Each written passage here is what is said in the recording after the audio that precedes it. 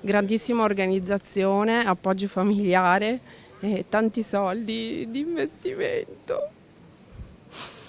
Sì, di sacrificio, una vita di sacrificio in una cosa in cui si crede.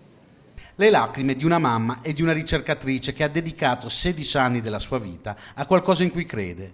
È una delle 160 storie che stanno nei camici dei ricercatori IOV, Eccellenza Veneta, che oggi hanno deciso di scendere in piazza perché tra Job Act e Decreto Madia sul pubblico impiego i co-co-co nella pubblica amministrazione sono stati eliminati, ma non è stata trovata una soluzione. Quello che noi vogliamo è che si prenda mano seriamente a una riorganizzazione del lavoro all'interno anche della ricerca del mondo della sanità. Molti di loro hanno storie di precariato lunghe 10 anni, con il rischio che questi lavoratori, che sono stati pagati con fondi pubblici e privati come il 5 per 1000, emigrino esportando conoscenze ed abilità. Noi portiamo avanti tutti i giorni il nostro lavoro con grande professionalità e grande dignità ed è il lavoro che abbiamo scelto e che vorremmo continuare a fare tutti i giorni come stiamo facendo adesso.